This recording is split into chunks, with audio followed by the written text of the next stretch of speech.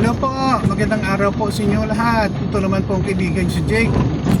Patungo po tayo ngayon this morning sa trabaho in Talisay City, no?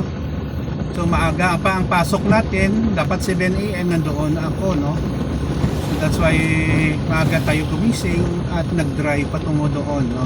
Sa workplace natin. Okay, ano bang topic natin for today?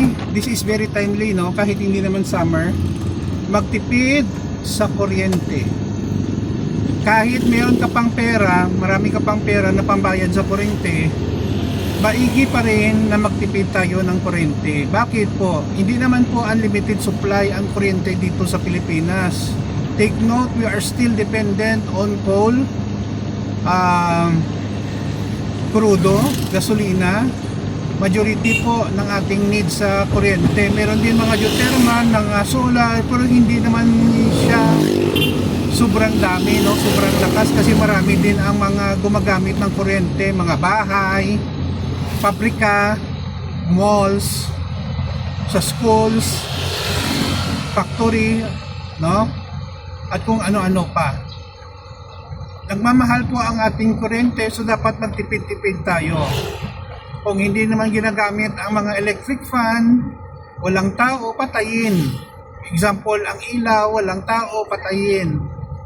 Pang-remove nyo guys ang mga nakaplug sa electrical outlet kung umalis kayo, or mas maganda talaga kung nagbabakasyon kayo, mawala kayo ng several days, i-turn off nyo ang switch or ang circuit breaker para iwas sa sunog at aksidente. Take note guys, this preventive maintenance can save lives, properties, bahay hindi masunog. Sabi nga nila, mas mabuti pa daw bisitahan ka minsan ng magnanakaw, which hindi din maganda, kaysa masunugan ka. At saka makasave ka ng kuryente, kahit makasave ka nga ng 50 pesos a month, malaki na yun eh. Okay?